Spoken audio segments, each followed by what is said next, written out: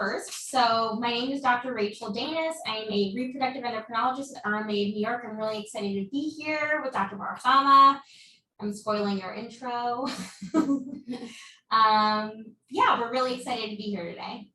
Yeah, this is a great opportunity for us to share with you the importance of working together. We want to focus on educating you about the fundamentals of male and female infertility, the treatments and the opportunities to work as a unit in a compassionate, coordinated way to help you find your own personalized journey to being to creating a family. And so this is really an opportunity for us to engage with you and to emphasize to you that we really want both the male and the female partners engaged. And we'll have an opportunity to answer questions at the end after our presentation. Yeah, it's really important that we have a urologist, a reproductive urologist, and a reproductive endocrinologist working together when we're talking about fertility. So I'm going to get started with our presentation. We do have some slides, so hang tight while we share our screen with you. So this is our Fertility 101. And first, I just want to talk about a fertility evaluation, which is really just 4 categories for every couple. So the first category is the ovary, which I'll talk about. Second category has to do with fallopian tubes, and we have 2 of them, also 2 ovaries. The third category is talking about the uterus and why that's important for fertility.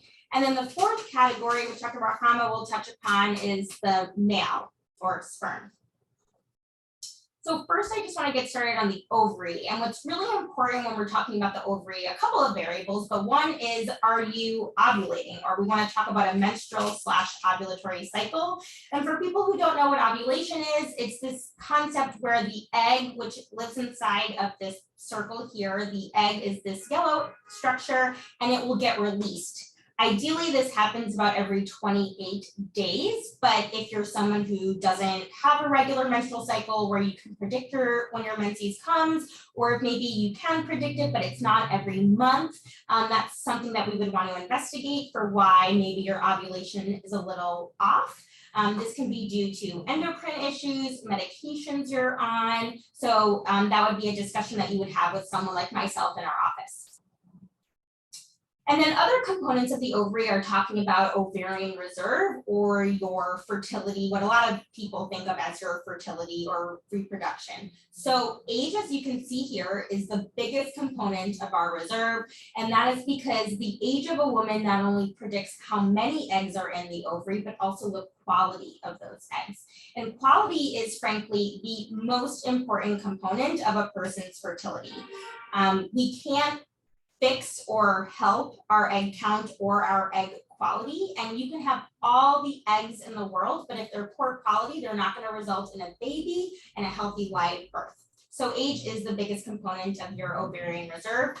I'm going to touch upon quickly in my next slide what anti-Mullerian hormone is, and as well as antral follicle count. Follicle stimulating hormone we often use as far as predicting someone's reproductive lifespan. So these 2 things, this dark blue and gray, are hormones that we would draw. Antral follicle count is something that we would use an ultrasound for. So first, let's talk about what an antral follicle count is. If you recall in my ovulatory slide, a follicle is the home of an egg. And these black circles that you see here are follicles in an ovary. I like to think of the ovary as a chocolate chip cookie. If you're not a chocolate chip cookie fan, you can use a different analogy.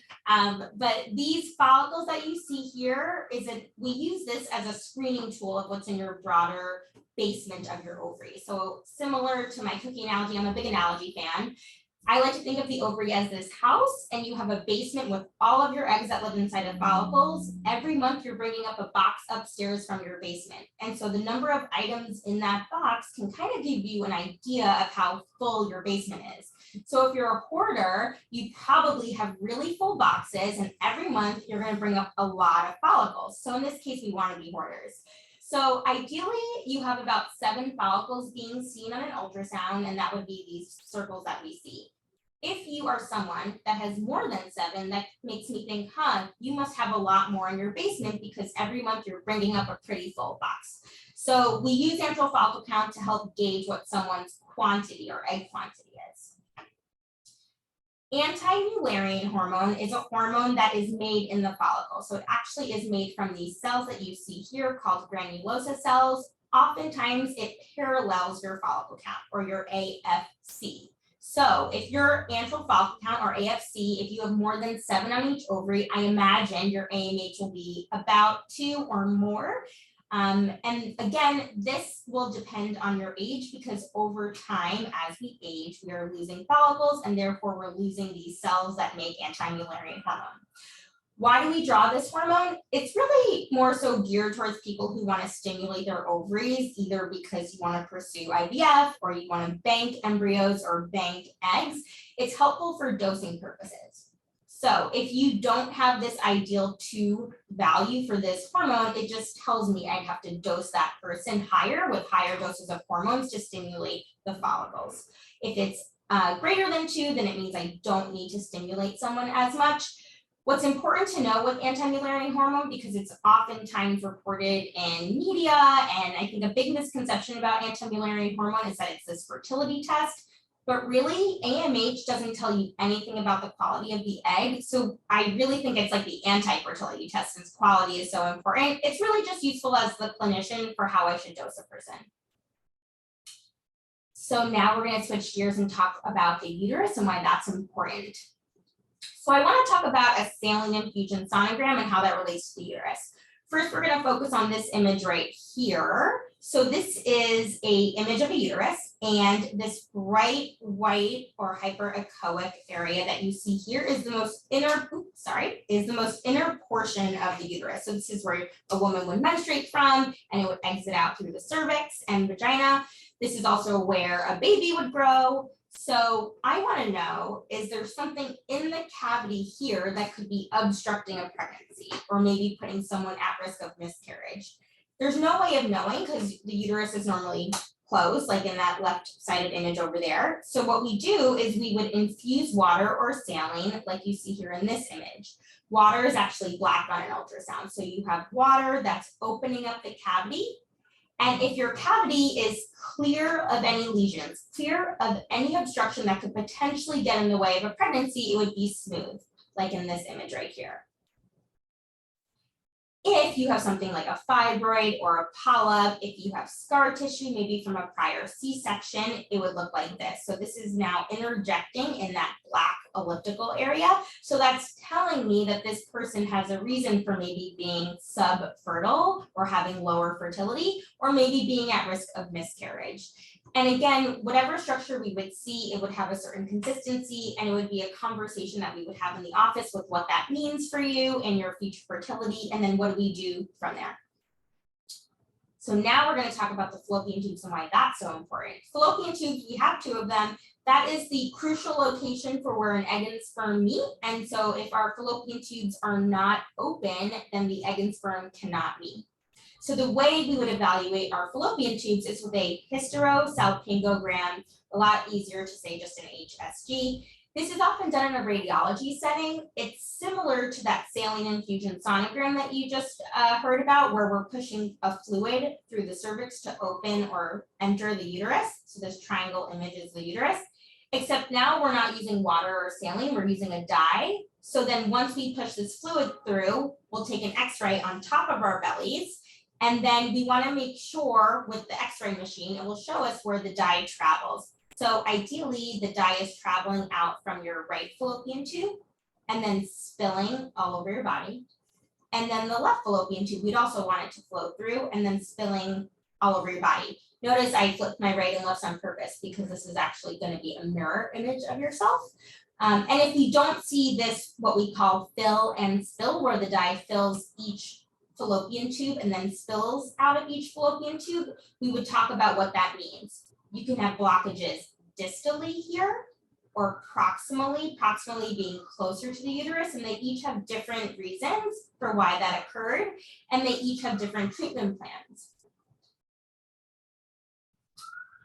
Okay, so Thank you, now Rachel. you wanna- I think that one of the things we want to emphasize to you is that infertility is common.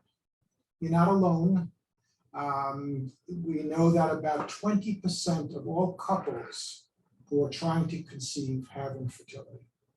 And the reason Rachel and I are here together is to highlight the fact that in about 30 to 40% of infertile couples, there is a male factor. So this notion that infertility is a female issue and that we have to do blood work and hysterosalpingogram, no, we also have to focus on the male. Now, one of the most significant shifts in the perspective and the evaluation of couples includes guidelines that were jointly produced and published in just 2021 by both the AUA and the ASRM. These are this is the Urological Society and the Reproductive Medicine Society. And I think if there was one thing that you would want to take home from this lecture, is that the standard of care at this point in time is that the infertility evaluation of both the male and female should be done in parallel at the same time, right from the get-go. It is so painful to see a couple struggle with infertility and have the women go through so many tests and the semen analysis is left behind and we don't realize that the ejaculate or the sperm count is extremely low. And it's something that we now have to really put in the forefront of our evaluation. And that is the reason why we have at RMA a reproductive urologist or a male fertility expert. So we are dealing with information, science, and then can help you optimally. And now if there is an abnormality, or and if you have an abnormal semen analysis and you've taken that first step, okay, the next step is to try to understand why. Seek a fertility expert input and an evaluation to see what can be done to correct things, optimize things, and make sure that we're not missing anything significant that might affect your health. So the evaluation that we want to, that is part of the initial evaluation, is comprised of just two simple components. The first is a history. Let's talk about your risk factors. What might be causing your infertility? You don't have to go to the doctor to get this information. Ask yourself, do you have conditions that might put you at risk for infertility, such as diabetes? Do you have erectile dysfunction? Are you overweight? Obesity is a major contributor to poor semen quality. Have you had a history of STDs? Obviously, if you had a surgery to the scrotum, like a vasectomy or testicular surgery, undescended testes, if you've been diagnosed with a varicocele, if you've had trauma to the scrotum, these are all things that you can answer yourself. And if they exist, don't wait, get a semen analysis, get evaluated. I'm often asked about what about lifestyle? What about environmental exposures? Let's be clear. Things, alcohol in moderation, caffeine in moderation is fine. But we now have very compelling data that smoking, heat exposure, marijuana usage, these are all things that might affect not only your sperm count, but the quality of your sperm. And that will have an impact on the health of your children. So this is a window for you to be, proactive, responsible, engaged, because the commitment that you have to creating a child is just the beginning. That child is yours for your life. Okay, and so therefore, this is the window that you have to create the best possible sperm and therefore the best possible child. So what is a semen analysis? Semen analysis and evaluation of male fertility. We look at multiple things. We look at what the concentration, what the count is. We look at whether the sperm are moving. We look at the shape of the sperm. And it's very important to get this test right from the beginning. It's very difficult for us to, assume that everything is fine and only then find out at a later point in time. And as Rachel mentioned, the key here is time. Time is something we can't fix. We can overcome poor sperm quality. We can overcome a low sperm count. We can get eggs if there's blockages, but we can't turn back the clock. And that clock is something that we put into the forefront, and that is why I work together with my REI colleagues in an environment where we are very, very aware and sensitive to the biological clock. Now, beyond just standard semen analyses, which, as I mentioned, look at count and motility and shape, we now have new tools to look at sperm in a qualitative way, to give us a signal and insight on whether the sperm are functioning properly. We want to be able to personalize the treatment options for each couple based on more advanced sperm testing. We want to know how long you should try naturally, or how long you should be doing inseminations, when you should move on to more advanced options. We want to know that if we're doing something, if we're giving you supplements, if we do a varicocele repair, whatever we do, we want to be able to monitor qualitatively whether there's some benefit. And finally, in the more advanced options, these tests help us determine on where to get sperm. Do we use sperm from the ejaculate? Do we sometimes consider using sperm from the testes? We use in our facility advanced microfluidic technologies to filter out the sperm based on these tests. So we take the testing beyond the standard, and we use advanced tests of sperm quality to help us personalize your treatment plan. What I also want to focus on is a little about anatomy. Part of the physical exam is important to assess whether there's normal testicular size. 80% of the testicular volume is involved with sperm production. So testicular size relates to your sperm count. The testes make sperm and they make testosterone. And testosterone, as I'm going to mention, is a critical hormone for men's health. It's not just about fertility. We want to know if there's something wrong, if there's an underlying pathology. Testosterone affects your health, your mindset, your libido, your muscle mass, your bone density. So in the male fertility at this point in time is considered a marker of overall men's health. So if there is a problem with the semen analysis, we want to make sure that you are evaluated to assess whether there's other conditions. And one of the things that we see on occasion is testicular cancer.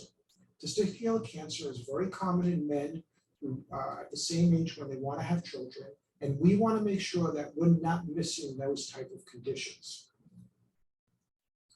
As I mentioned, low testosterone is one of the things that we prioritize. It is not uncommon for there to be low testosterone in this population of men who we see for poor or diminished fertility.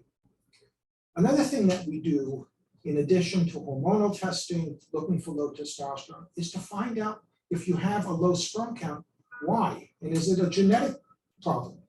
Many men come to me and say, well, in college I drank a 6-pack.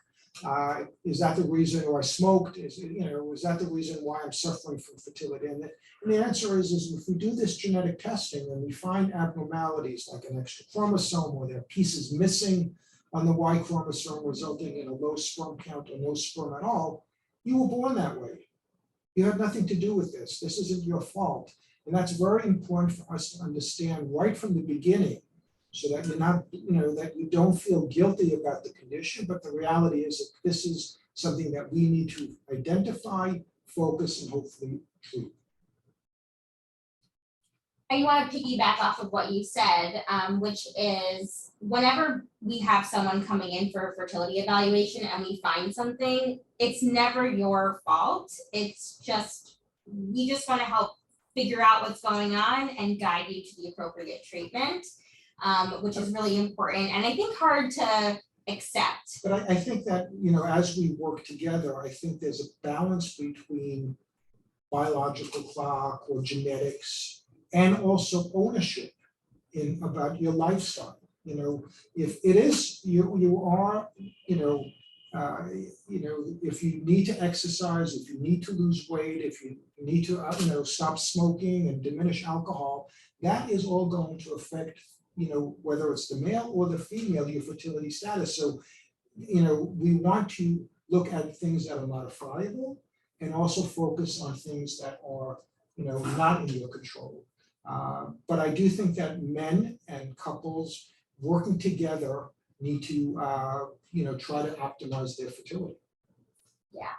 And also the things that you mentioned that do affect men certainly affect women. And if you come and meet with us and we get a full history of your lifestyle behaviors, we would have a full discussion on it. Well, I think what's unique about RMA is that we have a nutritionist and we have therapists and we look at the And a holistic genetic and counselor. a genetic counselor. So it's not just the male fertility expert, not just the female fertility expert. Our goal is to treat and to look at the whole, picture and try to optimize things, and to get you pregnant sooner than later. Yeah, and these are complementary services too. So let's first just talk about treatments specifically that could help female infertility.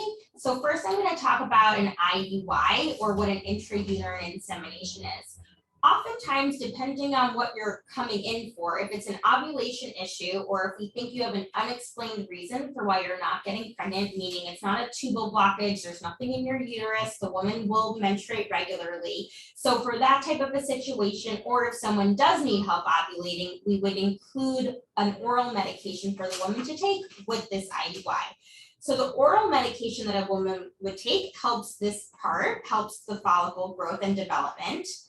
Oftentimes we would induce ovulation, meaning we would give someone an injection so that this egg, which is white in this cartoon image, will be released. The egg will travel to the fallopian tube, and when we induce ovulation, we'll have the male partner come with the woman. He'll provide us with a semen sample. We'll get the most concentrated semen or sperm from that semen sample. And then in our office, through a catheter, we would push the sperm into the uterus. So essentially the oral medication, if you're using it, helps the follicle grow, maybe even sometimes get more than one follicle to grow, depending on the reasons that we're using the oral medication. We would induce ovulation, so we would induce the follicle rupture, and then we help sperm get to its destination. So we'll place the sperm here so that the sperm doesn't have to travel from the vagina through the cervix up to the uterus and then the fallopian tube. Instead, it just has to go from the top of the uterus to the fallopian tube.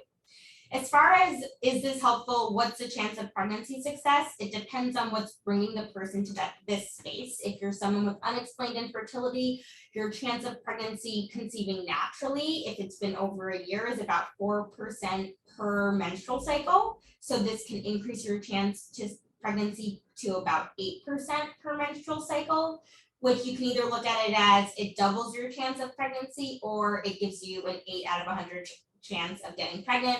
If you're someone who needs this because you don't ovulate, meaning the egg is not being released from the follicle ever, I quote about a 15 to 20% chance of pregnancy success. And of course, this does depend on age, because as we age, the egg gets lower in quality, and there's no way of controlling for the egg quality in this situation. So the big category and the more invasive part of fertility treatment for women is ART, or assisted reproductive technology, otherwise known as IVF, or in vitro fertilization, a lot of acronyms in our field. So what this involves is the woman taking injectable hormones every day. And the idea is that you would grow every follicle to be one that would ovulate. So instead of having one maybe per month that you would ovulate, we're trying to grow all of that antral follicle count. We want you to keep every item in that box.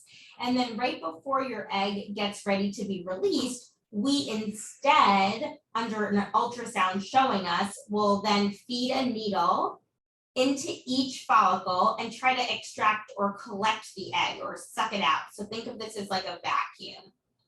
And then we would collect the egg here.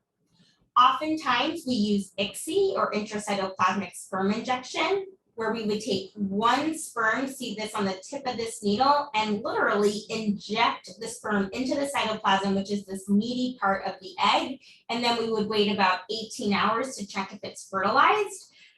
One nice thing about doing IVF, despite all the injections and ultrasound appointments, is you can then genetically screen the embryo. So what would happen after this point is that we would culture this in a dish in our laboratory and wait about a week until it develops into something called a blastocyst, which is a 5-day-old embryo, anywhere from day 5 to 7 days old.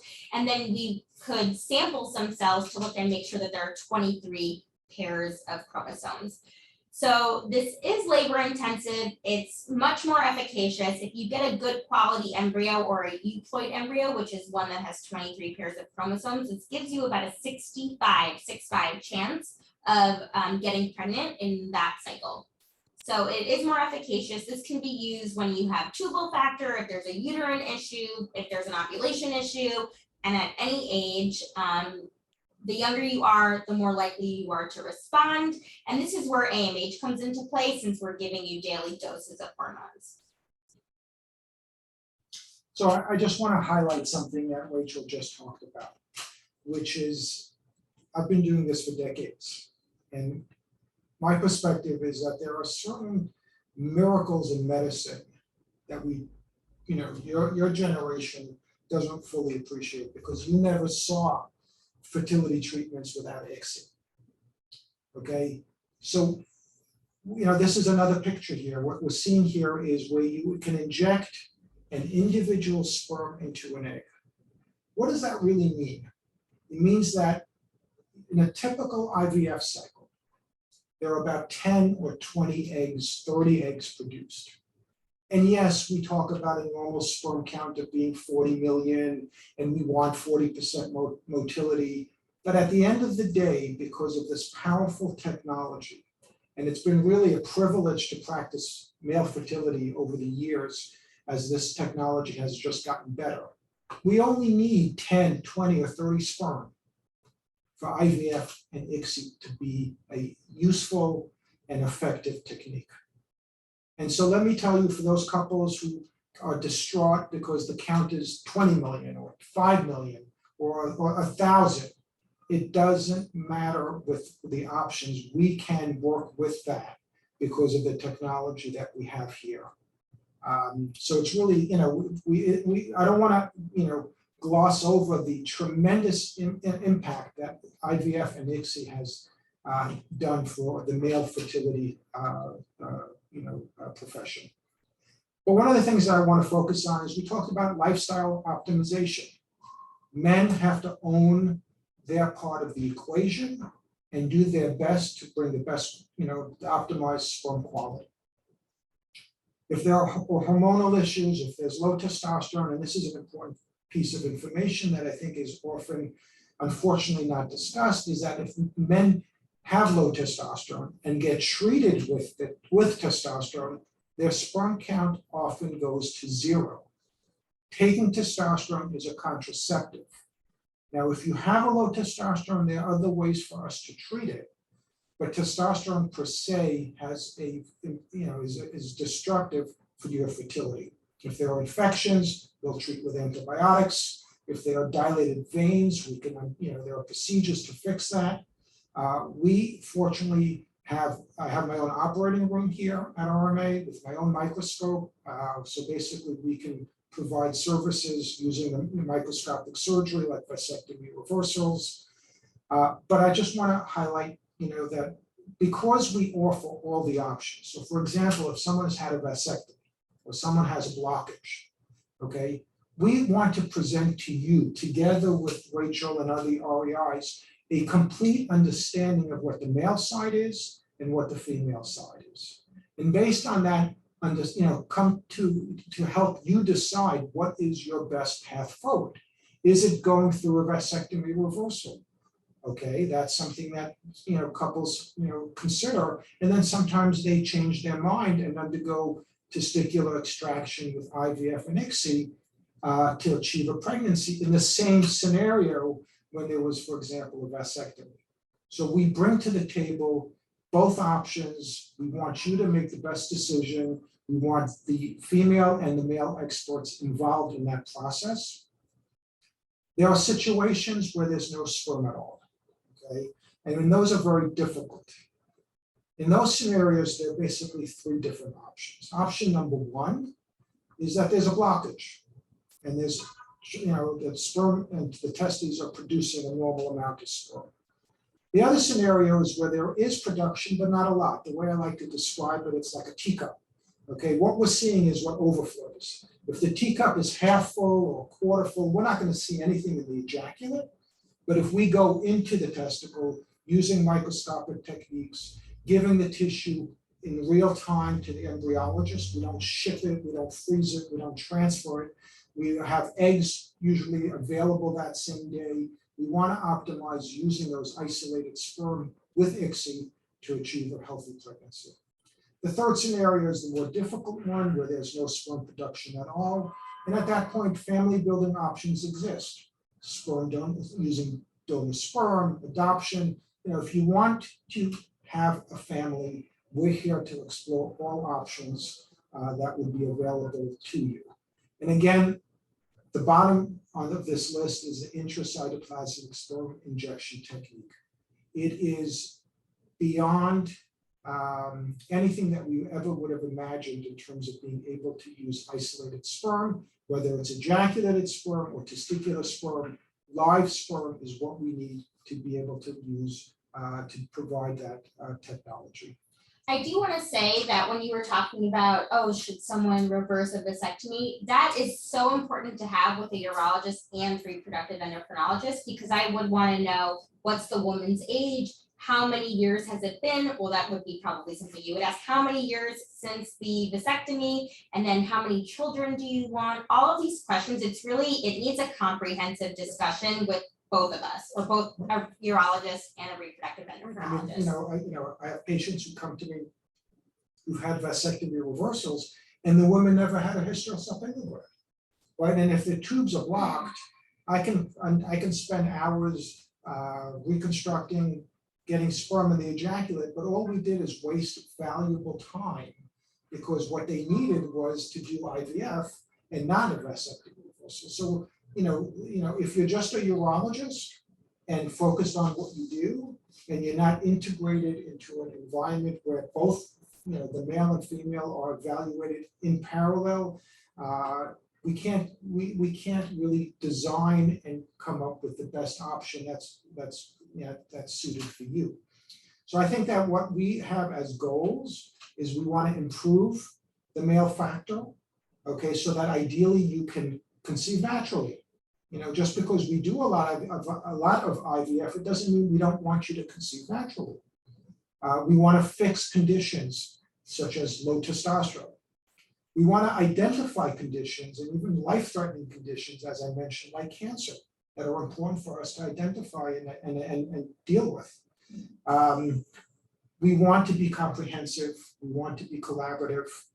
And one of the things that we want to emphasize is that even if you go ahead and use ICSI and do IVF, we now know that the quality of the sperm makes a difference. IVF is not easy, and we want to make sure that we're providing the best quality sperm so that we have the best fertilization rate, the best embryo development, and all that means that we want to optimize the male factor. And so collaboratively, Rachel and I and the whole team at RMA really focus on trying to encourage you to be proactive, get educated, become empowered, get the data, understand what your specific situation is. Be kind to yourself and your partner, and that means that you both get tested right from the onset. Don't let the women or the female, spend 6 months trying to conceive and go through all these tests without doing a semen analysis. I often encourage both the male and the female to come to every meeting, okay? And it's very important that you both hear together what the male and female specialists say, so that you don't have to play telephone and try to translate complicated information. You're both hearing it at the same time and then deciding what you want to do moving forward. And also be flexible. Give yourself the opportunity to understand and shift. If things come up that you didn't know of from the beginning, adjust from an IUI to an IVF, or from natural to an IUI. And just because you've decided you're doing IUIs and starting with that doesn't mean you can't give yourself that window to transition to something different based on how you evolve through the process. And that's what we want to do. We want to provide you the opportunity to understand, to be compassionate. We are experts. We know what we can do, but we want you to find your own individual path. I do want to say, I think coming to a fertility clinic can be really daunting and overwhelming for people. So if you can come with your partner, it is comforting. It's not just a one-person consultation. And having two people listening in on all the acronyms, on all the science that we're explaining is, I think, so much more helpful.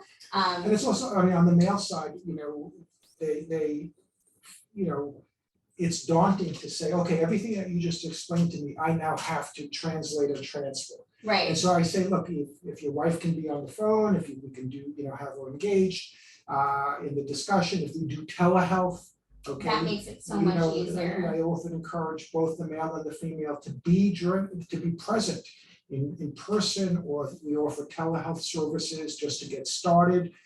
That's a huge development in our field.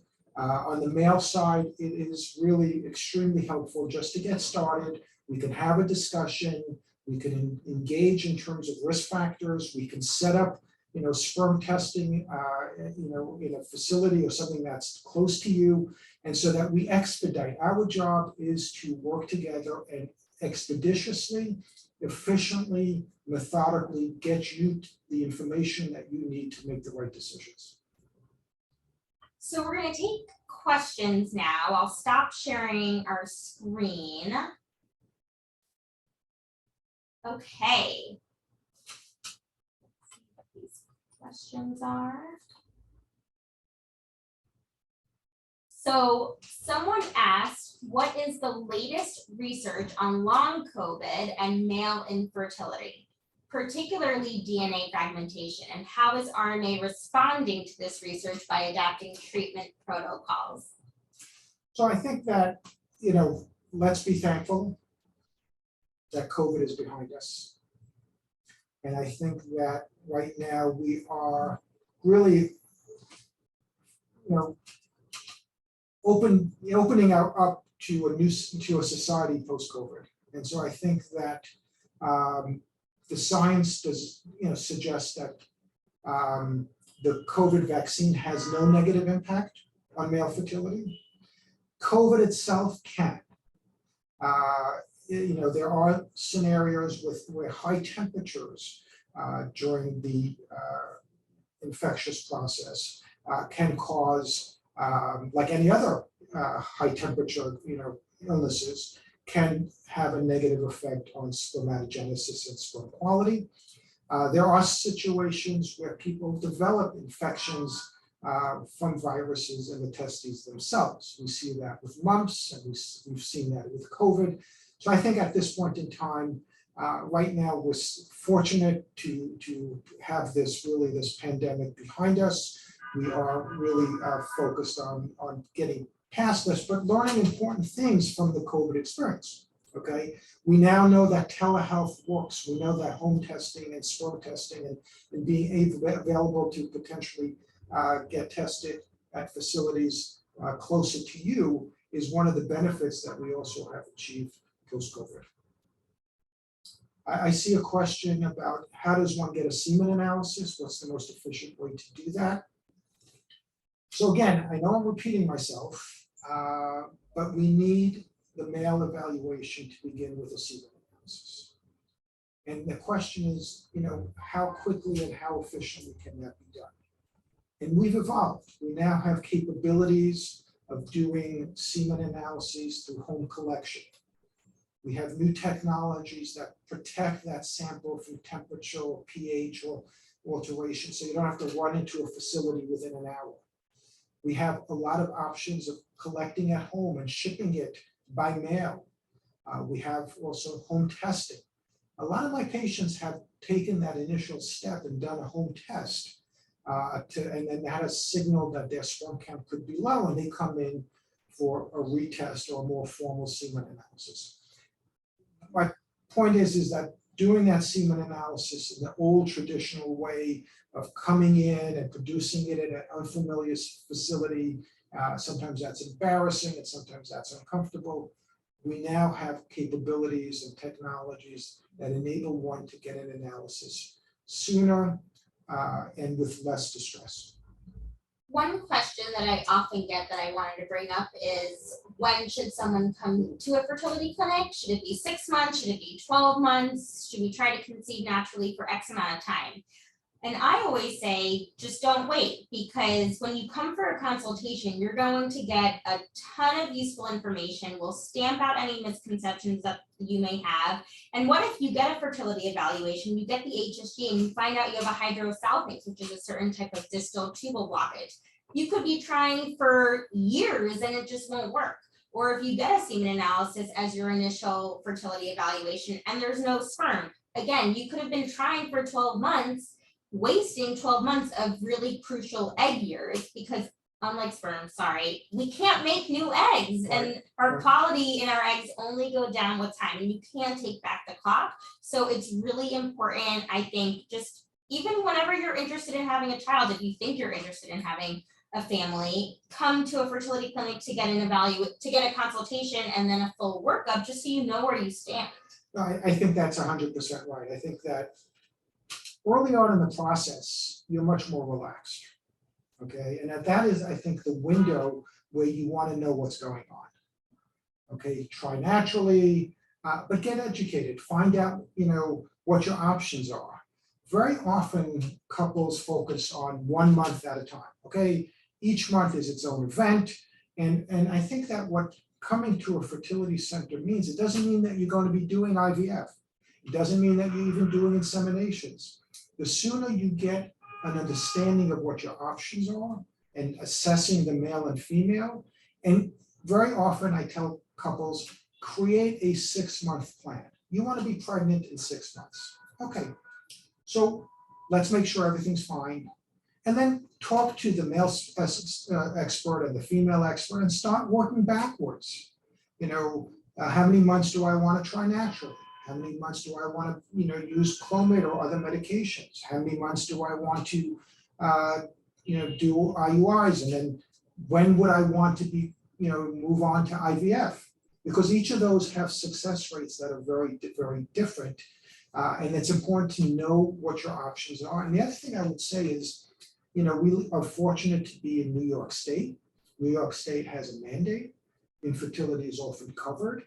So one of the things you want to do is not only just understand whether there's a male factor or a female factor, but also understand what your insurance covers, okay? And maybe make adjustments if you need to. But you'd be surprised that a lot of this is available to you, and the sooner you start appreciating that, we can work with you and create a plan or a strategy of how quickly you want to create your family. I also want to add, if you come in before that 6-month mark, or just when you're thinking you might be interested in starting a family, that also gives you an opportunity to focus on your lifestyle behaviors. Women who are obese have a longer time to conceive, as well as being, if you're underweight, we see that there's a longer time needed to conceive. If you smoke cigarettes, that is detrimental to your egg quantity and egg quality, your response to IVF. So it would give you that, you would understand how these affect you with the consultation. We would talk about it, and then also develop game plans for how you could tweak these components of your lifestyle. Additionally, we talk about genetic screening. So that's a blood test where we would screen someone if they're a carrier for, let's say, sickle cell disease or a carrier for Tay-Sachs disease. Those genetic testing results take about a month to come back, but it also gives you and your partner an opportunity to see if you're both carriers for the same thing. Then our conversation may be talking about IVF, not necessarily for infertility, but how do we prevent both of us passing on the same mutation to our offspring? And then it also allows you to meet with our genetic counselor, which is really unique, I think, to a fertility center to have a genetic counselor. We have 2 actually on staff. So it gives you time to plan in a methodical manner. Look, I think that's so important, because fertility can be trying to conceive and starting a family can be stressful. And what often happens is the unknown adds to that stress. But knowing that everything is okay and working on lifestyle actually reduces the stress. And if there is an issue, knowing about it and creating a strategy. And like, as I mentioned, when it comes to male infertility, okay, we need 1 sperm per egg. So we're never stuck or don't have good options for you. But, sperm takes 74 days to produce. And so therefore, if we want to optimize or make an impact, okay, it may take 2, 3, 6 months for us to see any benefit. And so if there is a problem, the sooner we know about it, the more we can, optimize sperm quality, treat hormonal issues, optimize lifestyle, and give the sperm the opportunity to develop. And that is not something that's going to happen from month to month. So it's very important to realize that when it comes to sperm quality, we do need time to potentially make an impact and optimize the conditions. Okay. We're getting a bunch of questions.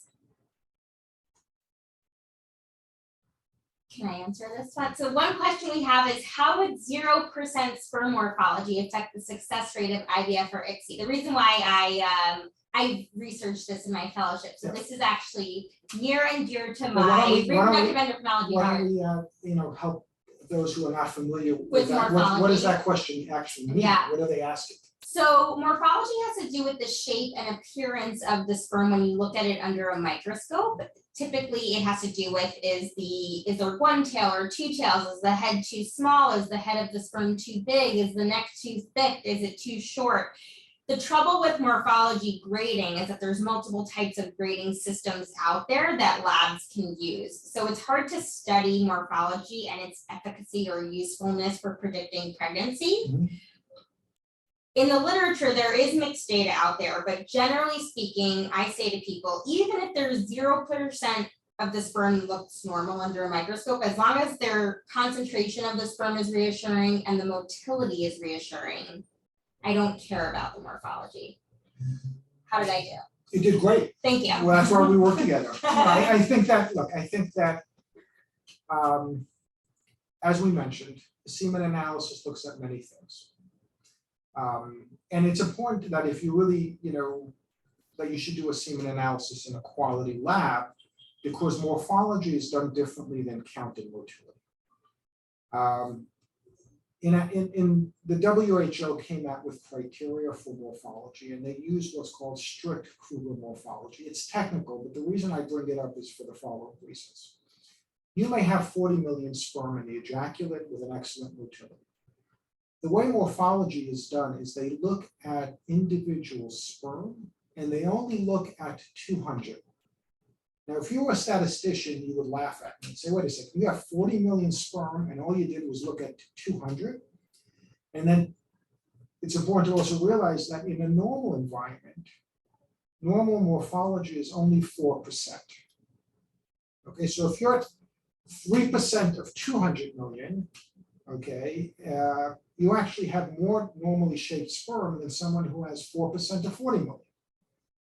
So I think that that's why we want you to get tested, meet with us, understand, what is of significance, what has predictive values, what we can do to optimize. None of these variables are constant. The fluctuation and the variation between all of these, whether it's count and motility or morphology, can dramatically shift.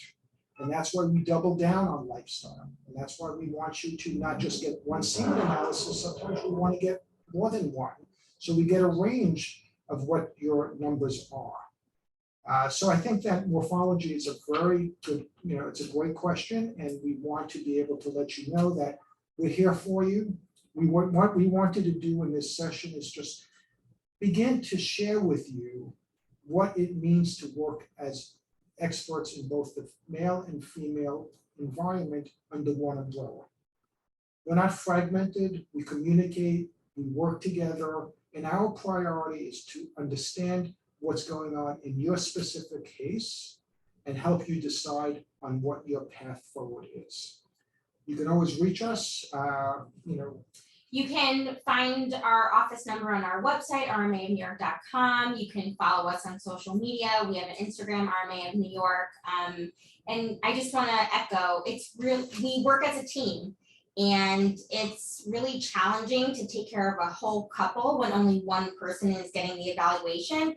And if one person is the one doing maybe the more laborious tasks, such as with IVF, and the woman is coming in for the ultrasounds and she's doing the daily injections, it's really nice when you're working as a team and having this comprehensive approach to your fertility and future family building. So yeah, you can easily contact us. We're again on social. You can go on our website and make appointments with one of our reproductive endocrinologists and Dr. Bar-Chama, one of the top reproductive urologist. I'm sorry we didn't get a chance to answer all the questions, but definitely bring them on down when you come for a consultation with one of us. Thank you for spending time with us, and we are here to help you in any way we can. Have a good night. Good night.